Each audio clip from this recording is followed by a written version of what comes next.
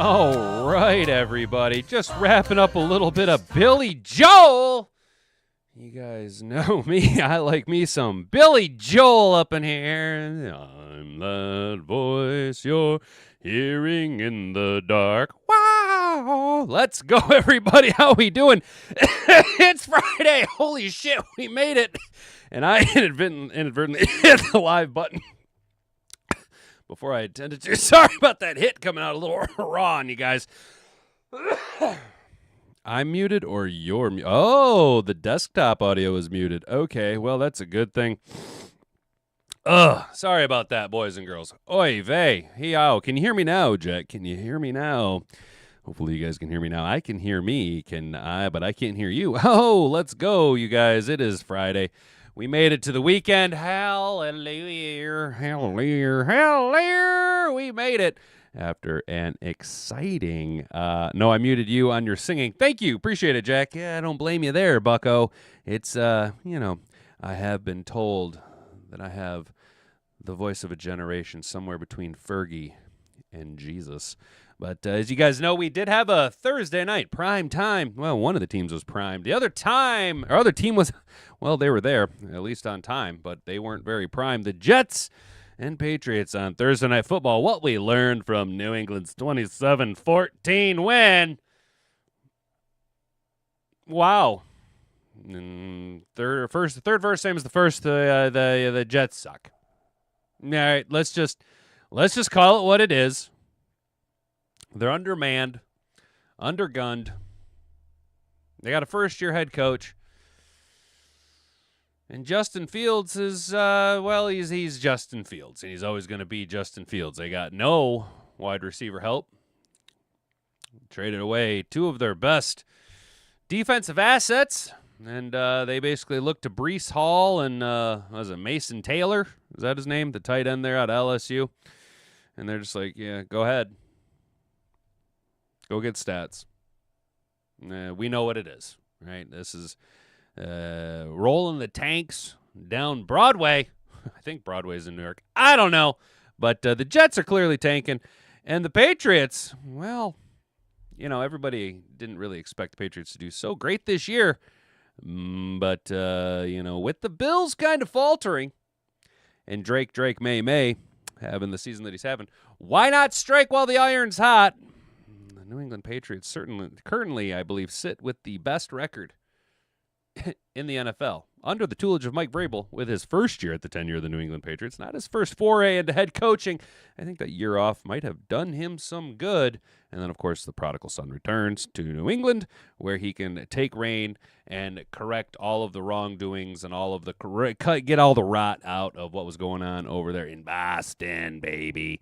But we will look ahead, or kind of recap, I guess, the Jets-Patriots Thursday night game.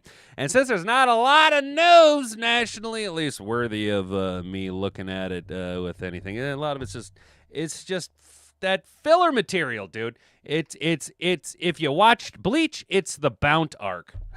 For real. It's like being in the middle of post-draft pre-training camp. I swear. It's just fluff filler. So we're just going to turn our watchful eye of Sauron, our watchful brown eye of Sauron over to Detroit Jock City. They got a little story for us. Lions cornerbacks' days are numbered with DJ Reed practicing again. Yes, this is something that we knew would happen. To every action, there is an equal and opposite reaction. So the good news, DJ Reed's back at practice. Let's go. Well, unfortunately, that means that one guy's going to be the odd man out, and we do have pulled up here. You can see the injury report. There's our boy, DJ Reed, injury listed with a hamstring, and he's been a limited participant in practice the past couple days. So that's a good thing. Unfortunately, not so great on the other back end of the secondary with Kirby Joseph still not practicing. And Terrion Arnold bumped his head. He's going to be out with a concussion, so I don't expect to see him next week. But hopefully DJ Reed can continue to trend in the right direction. We'll just poke around with that a little bit today. And then we're going to go ahead and take our eyes over to Mr. Detroit City. Plug your ears. You don't want to see or hear this. Jameson Williams, Lions will come out on top over the Eagles for sure. Jameson Williams and the Lions offense got back on track in Week 10, and if Daniel Campbell Daniel Campbell keeps calling the plays. Well, John Morton better take his happy ass down to McBurger and get himself a drive-through job because I think we're seeing the evolution of Jameson Williams. I think J-Mo's going to be quite involved in the offense moving forward, and justifiably so. We did pay him a good chunk of money, and the guy's got all the talent in the world. Better take advantage of that talent while you still can and propel yourself into the Super Bowl. Right that ship. Daniel Campbell calling the plays. And then we're going to be at the back end of the show. It'll be kind of a slog, but we're going to be breaking it all down. The Honolulu Blueprint, 6 keys to the Lions' victory over the Eagles. Exploring the Detroit Lions' keys to victory over the Philadelphia Eagles in Week 11 by Eric Schlitt. My guy, Eric Schlitt. We've been reading the hell out of you, brother. Coming out with some content. First thing this morning at 7:45. My guy, look at you. Early bird gets the worm. Mad Hatter Nation, how we doing? We got a full roster of everybody. Rick C's here, Brent DeWitt, Ryan Allen, Mr. Detroit City, Jody, a bunch of back and forth here. Jack 2125's here. Sorry about the singing. Jay Dompierre, my guy. Good morning, Mad Hatters. Go Lions. Good morning, Jay. How you doing? Brandy Coffee, how you doing, sister? It's good to see you. We have a new thing here with Brandy. I still believe that you have access to the NFL script, though I think that you are currently trying to circumvent those accusations by giving us bad information on Fridays. So I know how you work now. I've got it all figured out. We have to wait for your announcement on Sundays when we make our digital tailgate mammon picks over at DraftKings. So we're going to wait until Sundays because I figure I'm on to you. I figured out what you've been doing. You've been trying to fool me, but I know you have access to the script, and it only comes out on Sundays. So that's what we're going to be doing. Kane, how you doing? Brent's here. Brandy, it's good. Or Kane says, "Good morning, dude. I have become obsessed with the wreck of the Edmund Fitzgerald since you talked about it last week, bro." Hang on. Might I recommend? What is it? Big old boats, boat stories. There is a guy who almost exclusively does big old boats. He almost exclusively does, big old boats. This guy. Most of his content right here, this dude, Big Old Boats, is like all about well, not all of it, but a lot of it is about Great Lakes ships, right? So a little bit smaller scale. If you're looking to get into some really interesting ocean liner stuff, here you go. You want to take a look at my friend Mike Brady over at Ocean Liner Designs. Hey, it's your friend Mike Brady from Ocean Liner Designs. This guy, woo-hoo-hoo! You want to pour yourself if you're into having whiskey on a Friday night and just kicking back and relaxing and hearing some epic stories, some insane maritime disasters, and just some of the most detailed nautical explanations to things with some of the best storytelling. The guy, I mean, I think he's from Australia, so he's got that Australian accent, and he just narrates so well. Check out Ocean Liner Designs, bro. If you're into learning about boats and stuff, dude, right here, bro. I know I just got like super excited over you saying that, Kane, but dude, that makes me so happy that you said that, bro. Because for real, I don't like water at all or the ocean, but I am obsessed with learning about ocean liners and shipwrecks, dude. It's wild. It's wild. MLive has a great video on the Edmund Fitzgerald that came out on the 50th anniversary. Yeah, and shout out Brent. There you go, dude. Kane. So yeah, it was actually on Monday. Was the 50th anniversary of the sinking of the Edmund Fitzgerald. So it's very interesting stuff. And, of course, you know, I'm sure by now you've heard the Gordon Lightfoot song. But, yeah, it's pretty interesting, isn't it, dude? I'm really excited to hear you say that, bro. That's awesome. That is so awesome, dude. Cheers to you, brother. Tip of the hat. All right, guys, I watched that channel. No shit. You sing better than I do, Hat. I muted myself, too. That's awesome. Jody, you watch Big Old Boats or do you watch Ocean Liner Designs or both of them, dude? So, weirdly enough, that whole thing came because I stumbled across, like a year or two ago, I stumbled across a video about Ernest Shackleton and the age of polar exploration, and it just led down this just epic rabbit hole of boats and ocean liners and nautical exploration and maritime disasters and all this stuff. Big old boats, right on. Yeah, dude, it's crazy. I've listened to that song like 1,000 times, dude. Yeah, it's wild, isn't it? It's wild. That Gordon Lightfoot song is absolutely wild. Well, guys, now that we've gotten out into the weeds and kicked the show right off into high gear with some chat and beard, let's go ahead and hit that like button. Subscribe to the channel if you're new here. Ring that notification bell so you can be notified every single time we go live Monday through Friday, 10 a.m. to 11 a.m. here at youtube.com, as well as every single Lions pregame show. We'll call it a digital tailgate. Just kind of a little bit more lax, a little loosened up tie. Not so much business. Just kind of hanging out, taking your super chats, and just trying to make some bets on DraftKings. You know, we do that on Sunday, so look forward to that this Sunday morning, about 11 o'clock to 11 to 12-ish. I'd like to enjoy my Sunday evening, so that's why we're just going to keep it in the normal time. Share this video around with all of your friends. It's the #1 way to get this content out. And if you think about it later, tomorrow, maybe come back to this very video and go ahead and give it a hype. I could really use the boost in the old algorithm there. They're the clanker overlords who dictate who rises and who falls, and we need that tide to come back in. We are super close to 800 subscribers. Super duper close. It's wild to think. So I want to appreciate all of you guys. There is a poll up in the chat. Just trying to get a feel for you guys. Are we thinking a beatdown or a close game? 67% of you saying the Lions smash. Let's go. 33% of you keeping your ground, saying, keeping your head in the cloud or out of the clouds and staying in the world of reality, saying close call. Still get the W, and I like to see it. We are all on board that the Lions are going to end up walking away with a W Sunday night in Philadelphia. The narrative is setting up perfectly for us, guys. So let's go ahead and dive footballs deep into the show. If you can say the word good, guess what? It means you're still alive. It means you're still breathing. And if you're still breathing, well, then hell, you still got some fight left in you. So get up, dust off, reload, recalibrate, re-engage, and go out on the attack.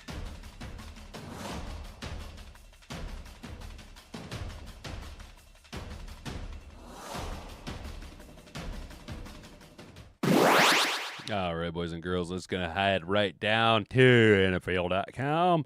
Jets, Pats on Thursday Night Football. What we learned, first and foremost, number one, Drake, May, Vrabel, our national spotlight with eighth straight win. It wasn't his finest game of the season, but Drake, May kept the Patriots rolling with a solid showing in Thursday night's win over the Jets. May hit on his first 11 throws of the night, which was a longest career streak to start a game, but he cooled off a bit, throwing a few passes that could have been picked and missing a few open targets. Still, May rebounded with downfield shots to Steph Diggs and Mac Hollins, earning some MVP chants from the Foxborough crowd after one ad-libbed conversation to Diggs. May didn't turn it over, which was his best start. Hollins couldn't haul in what would have been a catch of 50-plus yards, and May couldn't turn a Justin Fields fumble at the Jets' 8-yard line into a touchdown.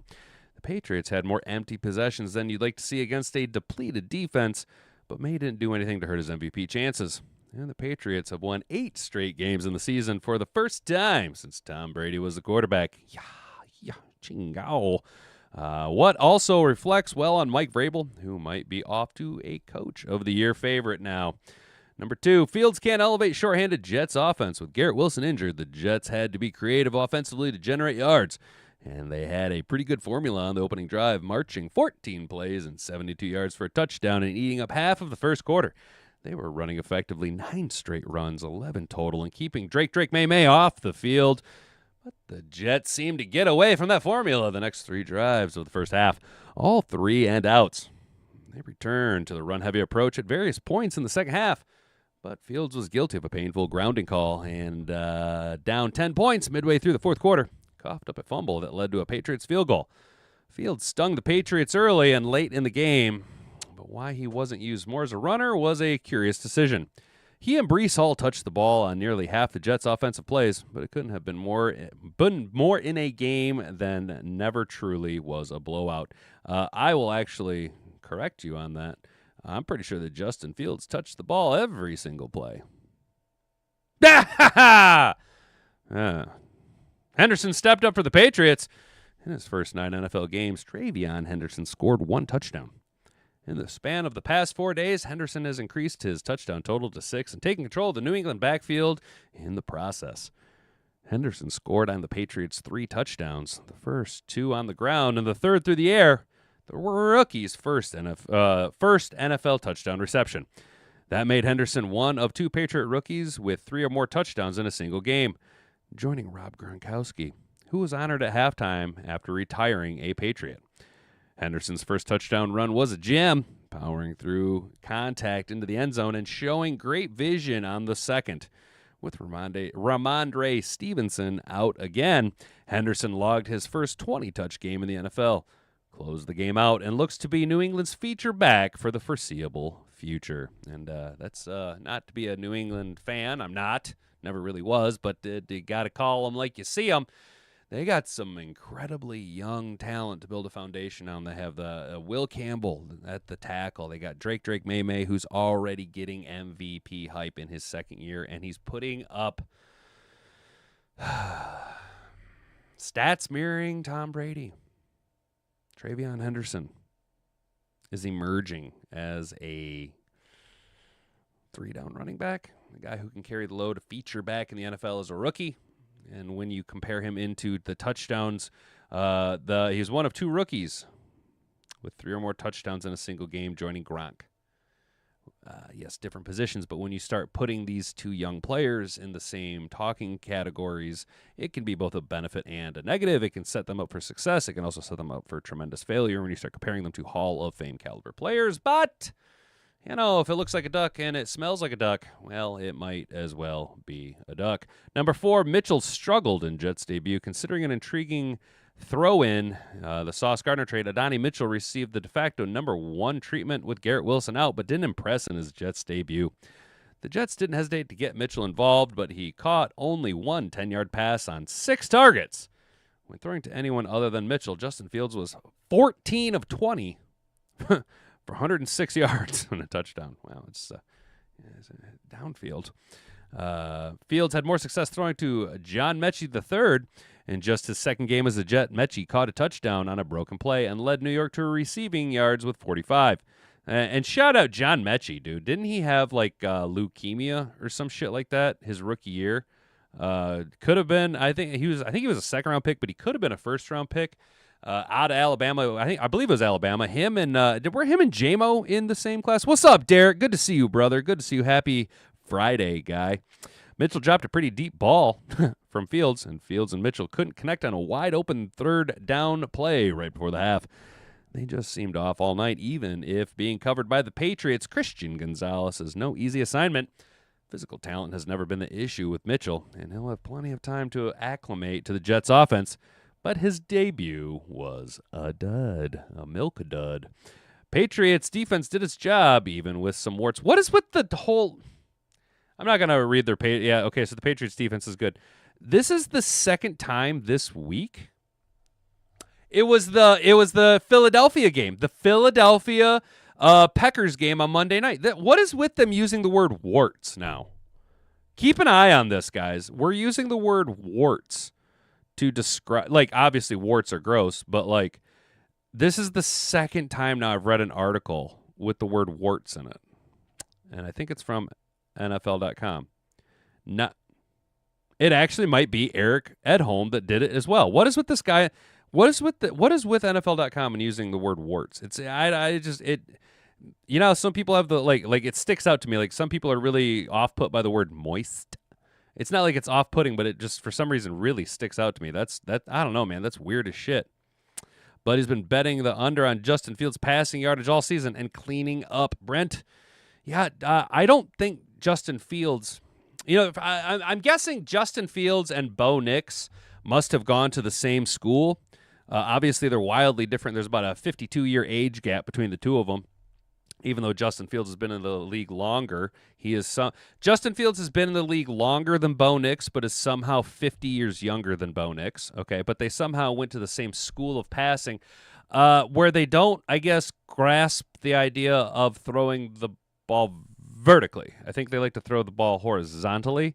But yeah, take the under on Justin Fields because I don't know if the Jets don't know what they're doing offensively as far as like a scheme, or if Justin Fields doesn't know what a quarterback is. But yeah, it's just a shit show, dude. It's just a shit show. You can also like comments, and share. Yeah, dude, hell yeah. You can also like the comments, and share Hat and Beard videos. Push the algorithm in addition to our hypes. Yeah, hell yeah, Mr. Detroit City. I do appreciate that, dude. I do notice my guy, Mr. Detroit City, does pretty sporadically come back through and drop some comments down along, which then, of course, I reply to, which it does boost up the engagement. So I really do appreciate all the hard work that you guys do. You know what I'm saying? What's up, Duncan? How you doing, brother? The Jets may have herpes. Yeah. Well, at the very least, NFL's saying that the Packers, and the Eagles all have warts. So the Lions better keep it clean. Derek, how you doing out there on the West Coast, brother? You staying cool out there? Super early for you, dude. I really appreciate you tuning in so early, bro. That's awesome on you. My nephew has a serious problem with the word moist. I think he's just mad because he can't get her wet. Rick, my sister-in-law hates the word moist, and I never see her because one of the last times I was around them, I just kept saying the word moist, like obsessively. And that was like 10 years ago or longer. Also, she's kind of a bitch. Back to boats. The channel stream time live shows big freighters like the Fitz and the unique ships coming through. So the Soo Locks and the other places live in real time. It is pretty. Yeah, Jody, I have seen it. There are people who, I can't remember the name. There's actually like a name for people that do that. They'll watch boats and stream the boats and stuff. But yeah, you can watch the live stream of the locks and stuff. It's very impressive, like what humans have been able to do to manipulate the environment around them. You know what I'm saying? Like it's quite impressive. Throwing the NFL, Detroit Lions, etc. to boost in the algorithm. Shout out Mr. Detroit City. Yeah, dude, if you throw hashtags on your comments, it helps kind of focalize and increase traction in that department, which is where we're trying to grow. You know what I'm saying? Which is where we're trying to go. Yeah, Rick, I have a few opinions about my sister-in-law, but she's, well, she's a bitch. She's a big old bitch. She's the biggest bitch in the whole wide world. If there ever was a bitch, she'd be a bitch. She's a bitch to all the boys and girls. Bitch, bitch, bitch, bitch, bitch, bitch, bitch, bitch, bitch, bitch, bitch, bitch, bitch. Well, Cow's mom's a big fat bitch. She's the biggest bitch in the whole wide world. If there was a bitch, she'd be a bitch. She's a bitch to all the boys and girls. So the Lions, obviously with DJ Reed, looking like he's coming back. Limited participant practice according to the injury report. Here you go. There's our boy. There's my boy. There's my boy who was playing lights out before tweaking his hamstring. DJ Reed, limited participant practice. Also, hey, real quick, boys and girls. Oh, it's magic. Full participant practice last 2 days. Malcolm Rodriguez, bring on the Rodrigo. Unleash the beast. Let us see the development of Anal Zone's replacement. Malcolm Rodrigo. You fully understand? Hell yeah, brother. Hell, I'm glad you understand, dude. I mean, I'm kind of an ass, but at this point, it is what it is. Look, all I'm saying is before they got married, I was like, hey, don't do that. You shouldn't do that. I would advise against it. And they told me to shut the fuck up. So here I sit going, it's raining and moist. Good, dude. Malrod. Hell yeah. So it's raining out there, dude? Well, that's unfortunate, dude. We got all kinds of sunshine out here. And oh, boys and girls, mid-Michigan, shout out. We got a heat wave coming this weekend. Oh, yeah, it's supposed to be up in the mid-50s, maybe even hit 60 degrees on Saturday. Boys and girls, look, if you are Rodrigo being back is great, dude. Brent, I am so hyped about Rodrigo being back. He's like a compact Jack Campbell. But if you get a chance and you guys haven't already put your tape up and stuff, your window tape, go ahead and give yourself a good Lufton this weekend. All right, get that fresh air in, get the bad air out. And if you're interested in knowing more about that, go ahead and Google Luften. Look that up. It is a German practice. I don't know if it's European, but I know it from Germany, of replacing bad air with good air, especially during the wintertime. So you're going to want to head and go and do that for about 5 to 10 minutes, at least once a week, maybe just a little bit. Why did I get disconnected? Are we still here? Am I still here? Can you guys hear me? All right. Well, it says I got disconnected.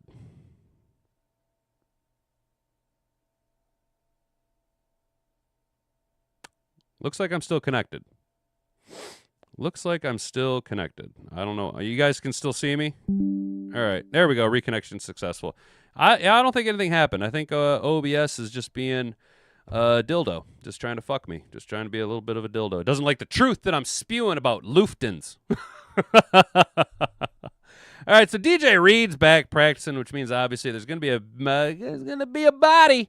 There's going to be somebody, a bow body, somebody. Don't you want somebody on the practice squad? Who is going to go on the practice squad? Well, Nick Whiteside's headed to the practice squad. This is the reality for Nick Whiteside as DJ Reed takes a big step, a big healed hamstring step towards returning to the field following a hamstring injury suffered during the 34-10 win in Week 4 over the Cleveland Brown Eyes. Reed had 16 tackles, an interception, and a fumble recovery through 1 month of play this season. Defensive end Marcus Davenport also sees his 21-day window open from injury reserve. Their return comes on the heels of a stretch in which Detroit has given up at least 20 points in 4 of the team's last 5 games. A little concerned. I kind of thought that Davenport, with as early as he got hurt, I kind of was expecting him to be back shortly after the bye. The delay in his return. Now, I am not a dentist, okay? I don't know what is wrong with his pectoral, okay? I don't do that stuff. I'm not one of them people. I can't get in there and like tighten the bolt down, you know what I'm saying? But his what feels like a delayed return is not necessarily a good sign. So I'm kind of considering not even putting any weight behind Marcus Davenport coming back. And even if he does come back, what is the reality that he's going to make it to the end of the season? So I'm kind of not hoping, but leaning into the he's not going to be able to come back. And that opens the door. That opens the door for the Egyptian magician. Oh, yeah, the hammer. That opens the door for the hammer to make his debut in the Honolulu Blue. I don't know why that just clicked on Marcus Davenport, but here we go. Nick Whiteside's breakout, not enough to save roster spot. Whiteside, who earned Reed's praise during the team's 24-9 win over the Tampa Bay Buccaneers in Week 7, has bounced on and off the practice squad. He'll probably be the one who gets bumped from the main team. Arthur Mole has Lions defense coordinator Calvin Shepard's trust. He's not going anywhere. Whiteside will likely be retained for the practice squad, though. Whiteside was too good against the Bucs to give up on. He's coming too far from the Washington Commies to the UFL's St. Louis Battlehawks back to the NFL to have the plug pulled on him completely. Whiteside is the ultimate Division II success story out of Saginaw Valley State of the Great Lakes Conference. There's no functional reason to cut ties completely, with Reed having one of the shakier injuries in sports. Yeah, that hamstring could be a season-long limitation. It could be, he could be on, off, the injury report. Active one game, not active another game. So having a guy that is already experienced, exposed, and played at a really high level in a primetime game, be able to keep him on the practice squad will be a benefit. The hard part, considering how well he's played, especially in primetime against the Bucs, will be keeping him on the practice squad. Now, for another team to pluck him from the practice squad, they'd have to put him on their active roster. The possibility is there. Just don't assume that because he's on the practice squad, he's going to be there all year for us to be able to pluck from. There is a possibility that as the season progresses into the home stretch here, DBs get banged up, and coaches will look to guys who have splashed and who are possibly there and who are in game shape, like a Nick Whiteside. Solid fill-ins are tough to find. Whiteside is a system fit who should have a future in the Motor City that extends to at least the end of the 2025 season. At least since Brad Holmes did nothing to improve the roster at the November 4 trade deadline. Reed excited to return as the Lions after thinking season was over. DJ Reed shared excitement for his return ahead of Sunday Night Football matchup with the Eagles at the Link.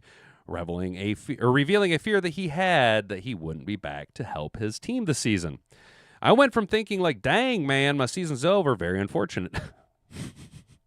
That's so robotic. I went from thinking like, dang, man, my season's over. Very unfortunate. I love how he put a note and a narration to his own line, especially because I feel like I was getting into the groove of things out here.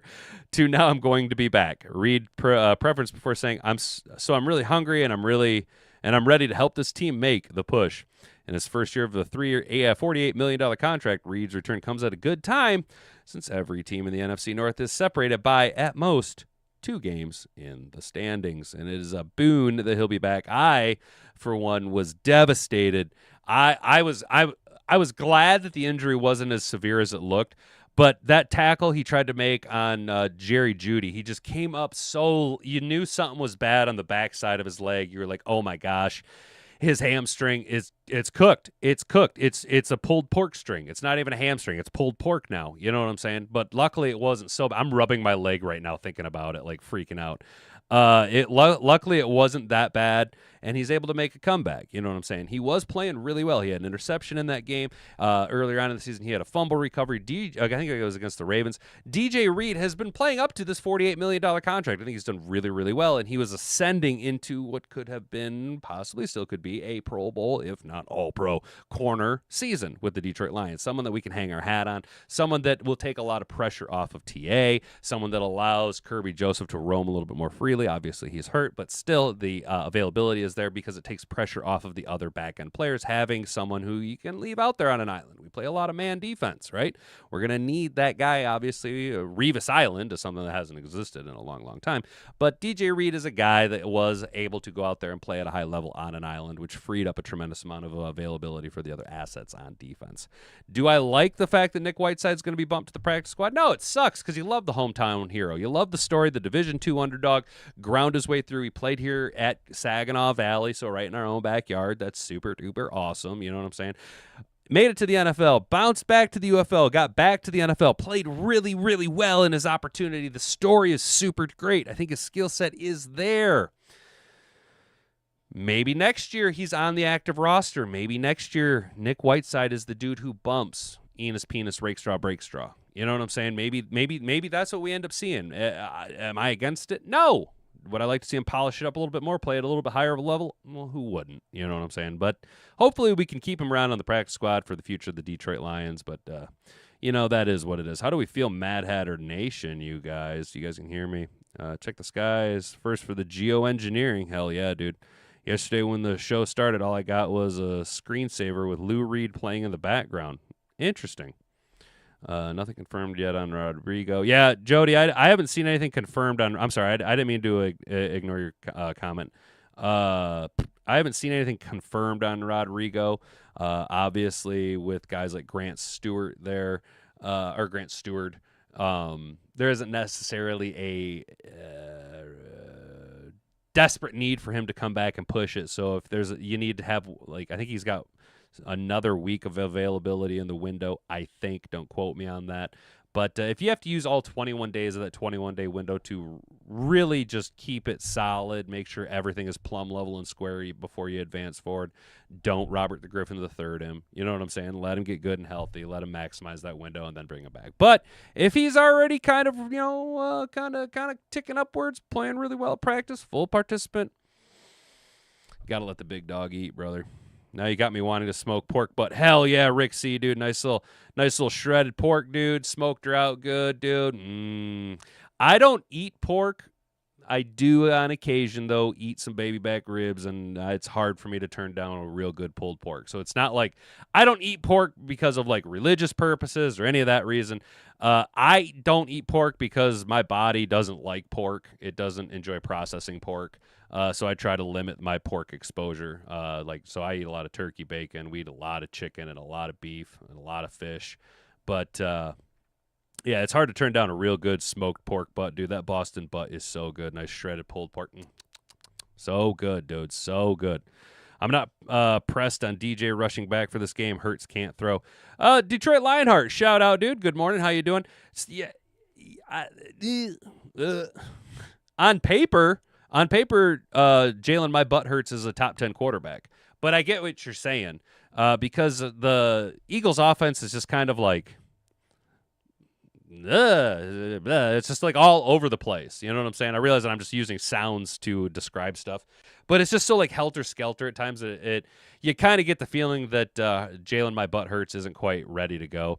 I'm not pressed on Reed coming back, especially for this game. I wouldn't expect him to be back for this game, but I do like the idea of him being healthy and fresh, ready to go come the NFC Championship game when we ultimately have to face against Philadelphia Eagles for a rematch of this game. But it'll be in Ford Field as we get the number 1 seed and a bye, and then just trounce everybody. We shut out every single opponent we shut out the divisional opponent, we shut out the NFC Championship opponent, and we shut out the Bills in the Super Bowl. That's going to happen 3 straight playoff shutouts. The Detroit Lions set a historic pace, and unfortunately that leads to Calvin Shepard taking his dream job, becoming the head coach of the Louisiana State University Tigers after they fired that dipshit Brian Kelly.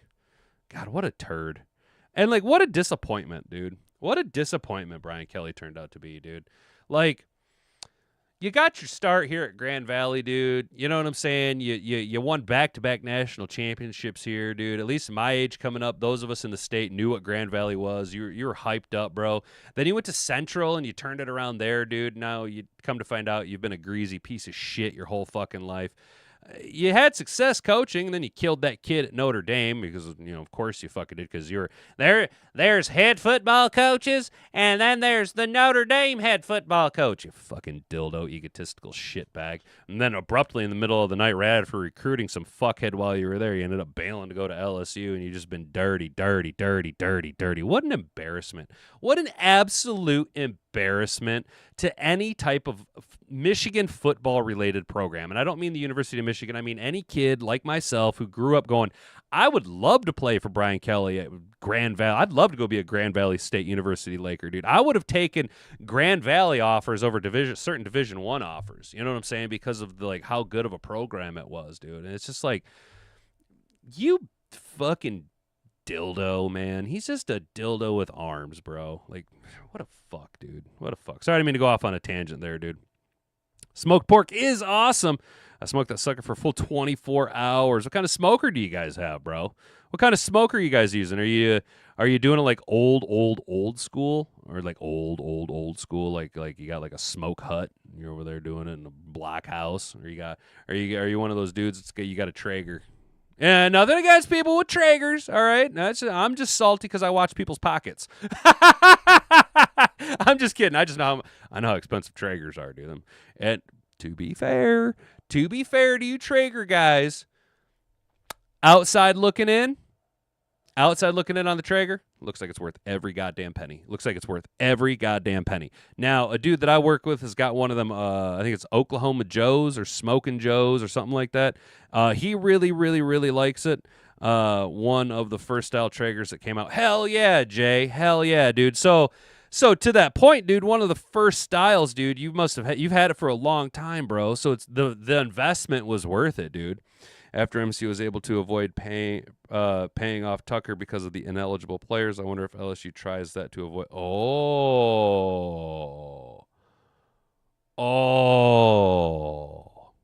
Sneaky Detroit Lionheart. Very sneaky information you just presented there. Yeah, I would not be surprised, because based on how LSU seems to be handling this Brian Kelly thing, they are not happy with him, with the entire situation, with how he was hired, how the entire coaching process, or hiring a coaching process, is done at LSU. I would not be surprised if they try and figure out every single way to weasel out of Brian Kelly's contract. Now, I don't know 100%, but I'm pretty sure that Tucker wasn't paid by the university. I'm pretty sure that Mel Tucker was paid by a private donor to the university that paid. I think that was so long ago that I don't really remember. But I was just disappointed the way D'Antonio went out, all sad. It was worth every penny, huh? And it's still working like it was new. Yeah, dude, that's CJ, dude. That's what I'm talking about, dude. Is like the guys that I know that have Traegers are like, yo, this shit is baller shot caller, 20-inch blades on the Impala. Holla, get laid tonight. Swish it rolled tight. Jameson Williams didn't miss words when assessing the Detroit Lions' offensive performance in Week 10 against the Washington Commanders. After a month of inconsistency in stalled drives, Williams said the difference was undeniable. The offense, he emphasized, was so much smoother. With Daniel Campbell, get it right. Daniel Campbell calling the plays in the Lions' thrashing of the Commanders. Now just to circle on, just to Jen Psaki our way on back to the opening article. If this was written by NFL.com, it would say Daniel Campbell calling the plays in the Lions' thrashing of the Commanders' defense, who had warts. For the first time in a long time, Detroit looked like the explosive, high-octane offense it had been built to be. The Lions racked up a season-high 546 yards, 44 points, scoring on 8 straight possessions and never punting. Action. Jack Fox, the Lions' field relocation specialist, never having to use his big, booming, beautiful leg. It felt good with every play calling and being so much smoother, going out there and just being free and playing. That was a good thing for us, Williams told reporters Thursday. We converted. We had a lot of explosiveness on our end. Shout out to the defense. They got us the ball a lot of times. We scored on our possessions. Executing is the main thing. So that was the main thing. We just went out there and executed. This is what I love athlete talk. I love athlete talk. We scored on our possessions. Executing is the main thing. So that was the main thing. We just went out there and executed. Yes. Yep. That's all you can say. That's all you can say to that is yes. Williams himself was a major beneficiary of Campbell taking over the play calling duties from offensive coordinator Johnny Butthole. The fourth-year receiver delivered his best performance since Week 2, hauling in 6 catches for 119 yards, including a crucial 3-catch, 47-yard sequence on the opening drive of the second half. Before returning to the field for the final half of play, Campbell made sure Williams knew his number was going to be called. He just told me he's coming to me, and that just got me, Williams said. I was already ready. But that just gave me, it let me know it was coming, and that whole drive, he dedicated it to me. He called plays for me, and I just went out there and made plays. It was something where I had a great feeling. It felt great getting the ball and moving well with the offense. Williams capped off that 5-play, 72-yard drive with a 14-yard touchdown reception, stretching Detroit's lead further, demonstrating how comfortable and confident he looked in the offense that showcased his blazing speed and playmaking abilities. For a player whose involvement has been infrequent throughout the season, the direct communication from Campbell and the intentional play design carried real meaning. Beyond praising the rejuvenated offense, Williams also shifted his focus to what lies ahead. A road contest with the reigning Super Bowl champions, the dirty Philadelphia Eagles, in one of the league's toughest home environments where they spit and throw beer bottles. Though he's never played in Philadelphia, he made clear the Lions cannot allow the crowd to be a factor. Brian Branch, don't let him get to you. I've heard it's crazy, Williams said, of the environment in Philadelphia. But if we go out there and do our thing, make plays, execute, the crowd and the fans will be a non-factor to us. So we just got to go out there and do our thing, and we'll be good. The important thing is executing, so it's important that we went out there and executed. Williams added that he rarely hears opposing fans anyway. He's typically too focused on the next offensive series. However, he did hear chants of his name in Washington, a moment that reflected how electric his performance was and how strongly Detroit fans responded to it. As for the magnitude of the Lions' Sunday Night Football showdown with the Philadelphia Eagles, Williams has a simple mindset. Every game is a must-win. We just go out there and execute, and we're going to come out on top, for sure. If Detroit's offense continues to operate with the same rhythm it displayed a week ago, the Lions will have a legitimate shot to escape Philadelphia with a win on Sunday. For Williams, Week 10 was a turning point in his season, and perhaps Lions season 2. The week where everything finally clicked. Yes, it was. Good article. Vito, you're coming around, Vito. Yo, shout out Vito, and I'm going to butcher your last name, Chirco. Did I say it right? Did I just say it right? Did I say it Chirco? Chirico. Anyway, this Vito guy's come a long way just this season. I think he's doing a lot better as a writer, personally. But, I say that because I have been more inclined to read his articles now after I like his headlines. His talking points are pretty solid. This guy's coming around, dude. Shout out Vito, dude. My guy. Really growing up. How we doing, chat? Good thing Jax Fox doesn't get paid per punt. Hell yeah, dude. Hell yeah. Best holder in the NFL. He really is. Good morning. I'm looking forward to a Lions game. What's up, Mom? How you doing? I was just guessing you're down Food Bank Friday. Johnny Moe didn't throw or didn't know what to do with J-Mo. Johnny Moe didn't know what to do with J-Mo, and now he's a no-go in the Moto City. Let's go. Johnny Moe's got to go. Goodbye, Johnny Moe. Let Daniel Campbell. I'm the offensive coordinator now. I will beat your ass. I don't care if you have one ass cheek and 3 toes. I'm not going to lie, guys. I am, I've dabbled with AI voice work before. Obviously, you've seen some of my videos way back when. Kind of thinking about doing some AI work with Dan Campbell and taking all of his like pressers, the clippable moments, AI cloning Daniel Day-Lewis's voice from There Will Be Blood and dubbing over all of Dan Campbell's speeches in the style of Daniel Day-Lewis from There Will Be Blood. I can't stop thinking about how funny that would be. I like the way DC split the run game up between DM and JG. David Montgomery and I read that as Jared Goff and Gibbs. It opened up the pass game. Jay, it looked like the offense of old. You know what I'm saying? The good times. Let the good times roll. Let David Montgomery carry you there. Let's go. I like last night's game because Henderson got me points. Hell yeah, he did. Yeah, Mom, he did. Travion Henderson appears to be a feature back in the NFL as a rookie, and he really well. Now, to be fair, he did take it to the Jets, and the Jets are the Jets who traded away their 2 best defensive players at the deadline. But the Jets are the Jets. But take a win when you can get it. W is a W. What if Daniel Campbell is in the fantasy league and J-Mo not getting any targets triggered him to take over play calling so he can get some fantasy points? He was like, all right, man, fuck this, man. Look, Johnny Moe, you're costing me points, man. All right, man, I'm going to get out there, man. I'm going to take care of it now. Can't wait for Sunday night. Jay, I can't either, dude. You guys, I can't either, especially because hunting season starts on Saturday, and Sunday starts day 1 of 7 days of vacation for me. And here in a little bit, my new hunting blind gets delivered. I bought one of those, so I'm upgrading from. I don't hunt in the trees. I don't go up in tree blinds. I'll build an elevated stand if I wanted to get elevated, but I'm not gonna put my fucking 230-pound 6'4" ass up in a tree swinging like a fucking dick in the wind up there. No, I'm good. I'm straight. I also knew a guy who fell out of a deer blind and broke his fucking back, and that scares the shit out of me. And the G that I work with, he almost fell out of a blind a year or 2 ago. He fell asleep and almost fell out of his tree blind. So he went and bought himself like a full-on harness to lock himself in. But he's actually looking at getting. So I'm a ground blind hunter. I like to hunt on the ground.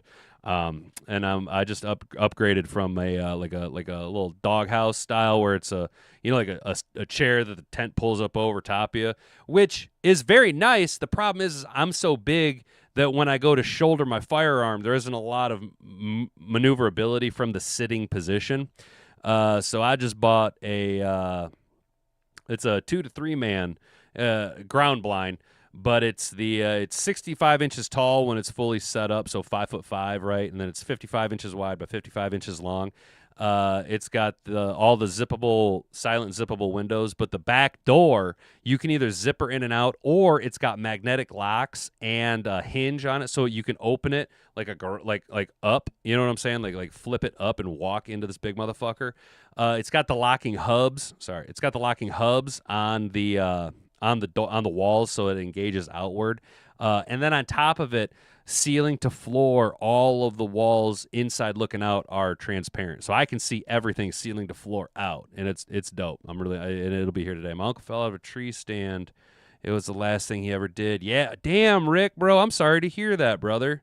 That's really sad, dude. I'm sorry to hear that, bro. That's why I don't hunt in trees, man.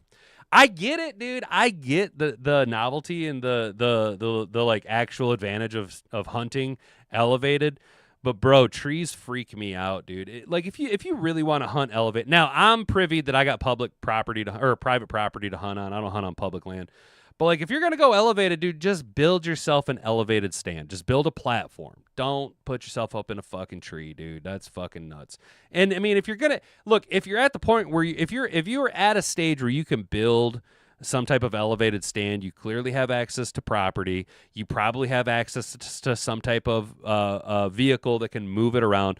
Put that fucker on tip wheels on the back. Give yourself a hitch point to tie on, hook up to a quad or a tractor so that you're not locked in, dude. So all you got to do is elevate it, kick it up onto them wheels, and move that fucker about. You know what I'm saying? I've heard the Great Lake Islands and bays are for sportsmen. I do the Great Lakes. I don't know about the islands, but Kane. So you're not from here, are you? I keep forgetting that, dude. I keep forgetting that. I'm sorry. I just kind of assumed that like most people that watch this are from the Michigan area. Dude, yeah. So, well, to be fair, it's not as much as it used to be because of cultural influence, the feminization of society, the attributing to masculine traits as toxic. Michigan used to be a real big time outdoor sports state. Used to be like dude, schools would like close school on like opening day of firearm season because there would be so few kids in school because they'd all be out hunting. You know what I mean? But there is also a massive fishing culture here as well. I mean, we're surrounded by fresh water, right? So yeah, Michigan used to be, not so much now, but there is still a strong culture of it. But Michigan, I feel it used to be even bigger in the culture of outdoor sports, hunting, fishing, that type of stuff. And we do have a lot of like good outdoor recreational sports, a lot of good disc golf courses, a lot of good golf courses, dude. A lot of kayaking's big here, man. Water sports are real big here. We got campgrounds all over the place, bro. You know what I'm saying? You hunt in the lower upper peninsula. I'm originally from Copper County, Michigan, tech area. Okay, gotcha, dude. So you're from Jay. So I'm a lower peninsula guy. I hunt down here in the lower peninsula.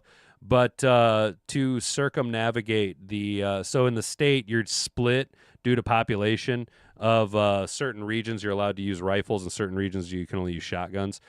Because of where I'm at, I can't use a rifle. However, I can use a 350 Legend rifle as opposed to a shotgun. So I have a little bit more range, and it's just a lot more comfortable to shoot, a little bit more accurate. Florida is an outdoor state. You're damn right it is, Mr. Detroit City. And, you know, part of that could be because a lot of people, and I'm not saying this is why. I'm just asking questions. I'm just connecting dots, okay? It could be that there was a huge influx of Michigan transplants down to Florida that brought a lot of that culture down there that was like, holy shit, look at all the fishing you guys can do down here. Oh, my Lord. Honey, get me my fishing. Hell, my buddy, dude, G, that I work with, he went on vacation like a year ago down to he took his wife and kids down to Florida, and he was like, dude, you can just walk up and they got places to fish, and you can just buy a fishing license right there and just go fish. And I was like, for real? He's like, yeah, dude, it's awesome down there. Also, shout out and Scooter that I work with. He's actually from Florida. He's from Tallahassee, I think is where he said he's originally from, Tallahassee.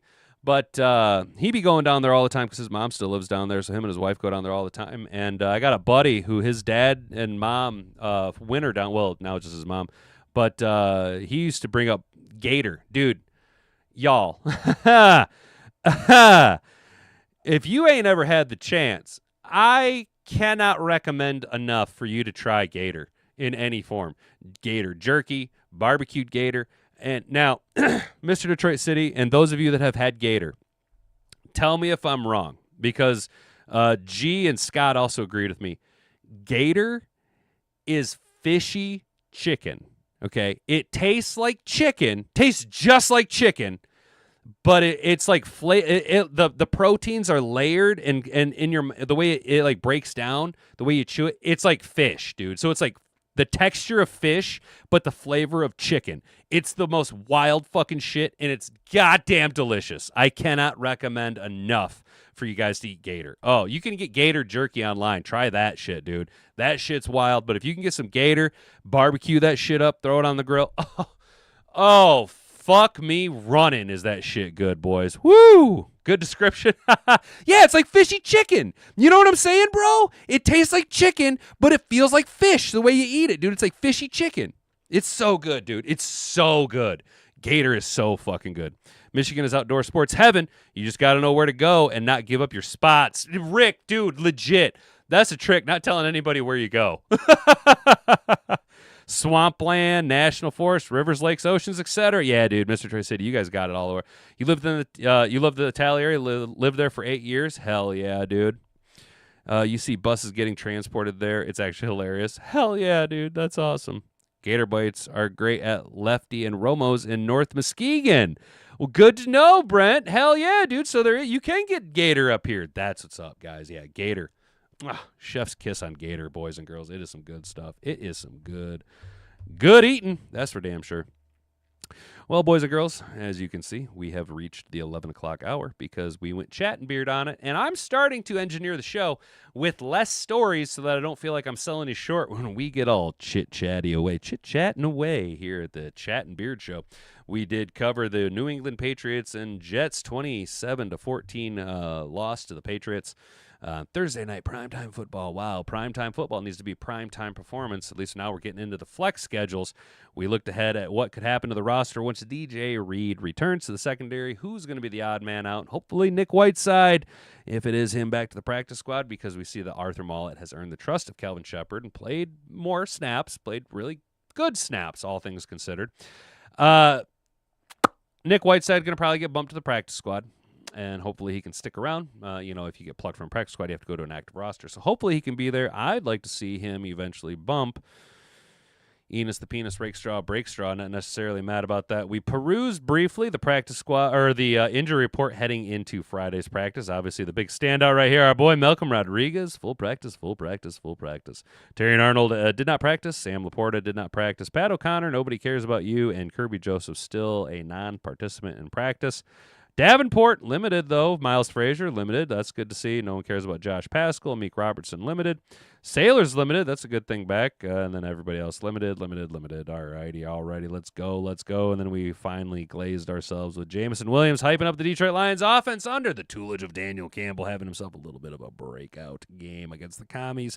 Can we keep it rolling? I think we can, heading into the Sunday night matchup against the Eagles at the Link. Let's go, Motor City. How we doing? Mad Hatter Nation, I appreciate all of you guys. Good luck hunting. Stay safe and enjoy your vacation. Go Lions. Thank you, Jay. I appreciate it. Just because I'm on vacation and hunting doesn't mean I'm not going to be providing you guys content. We will still be live all week next week at our same normal time. I'm just not going to be going to work. I'm more of an afternoon, early evening hunt guy anyway. Never really been a morning person, but I do appreciate it. Even Elba, surprised your survey indicates Lions will smash on Sunday. Yeah, I'm not surprised. This is a Lions-centric channel, but I appreciate the input.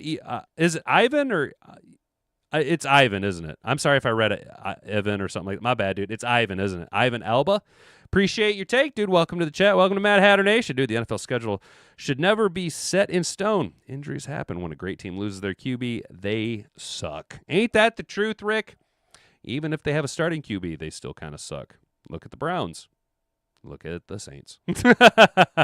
Ivan, gotcha. Right on, dude. Appreciate it, brother.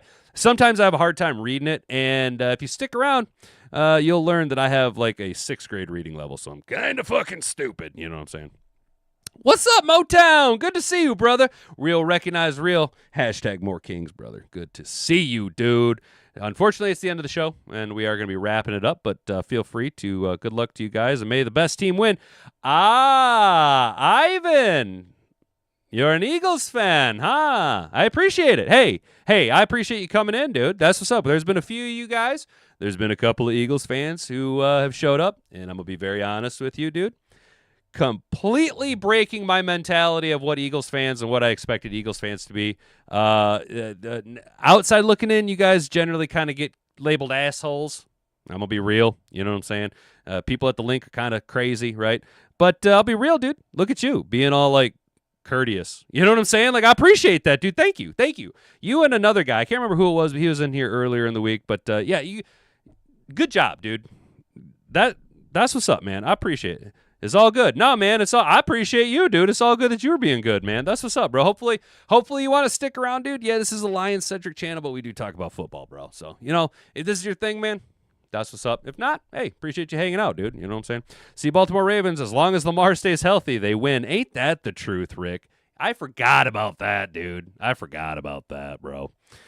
That's because I don't like Scary Sparkle. I'm not a big fan of Scary Sparkle. Scary Sparkle Spice, never really been a big fan of him. But he's, probably, fucker wins. He fucking wins, dude. And that's all that matters, I guess, in the NFL. Really. If you win, winning's the best deodorant. All right, boys and girls, appreciate each and every one of you who participated in the chat, poked around at the poll, subscribed to the channel, or rung that notification bell. Do me a favor, like the video before you head out the door, and share this around with all your friends. It's the best way to get the channel to grow. I mean, we're almost at 800 subscribers, and I appreciate each and every one of you. Guys, we made it to Friday. The weekend is upon us, and my vacation. I still got to work tomorrow. Ha ha! Fuck me in the go task. I got to work tomorrow, but it is what it is. Sunday will be a good day. Make sure you got the notification bell turned on so you can come hang out at our digital tailgate. We'll be making some bets, trying to cash in some dollar dues, put a little mammon in our pocket, and try and grow that number back there. Remember, we are still, every week, 30% of the proceeds from gambling goes to the county food bank food drive that they're doing here through the church. Meyer's going to match 2-1, so we're up to $360. That's a pretty good dollar due number. I'd like to get that to the 500 number just so that we could say it's an easy 1,500 total. You know what I'm saying? I think that'd be really, really cool. But we still got a few weeks. We'll get there. We'll get there, guys. We'll get there. Eagles are a litmus test. Going to be great how we stack up against the champs. Brent, you are correct, bro. Ravens are getting healthy and should win their division. Not a fan of Lamar, but can't deny the talent. He's the second most underrated QB in the league. Goff is number one, of course. I completely agree with you, Rick C. Goff is the most disrespected and underrated player in the NFL. GG16 for MVP. Let's go, Lions. Let's go, you, Brandy Coffee. I appreciate each and every one of you guys. Stay out of trouble. We will be back Sunday for our normal pregame digital tailgate show. Stay out of trouble. We'll see you guys then. I've been Hat and Beard. You've been an attentive audience. Until then, bonga bonga. Frig off.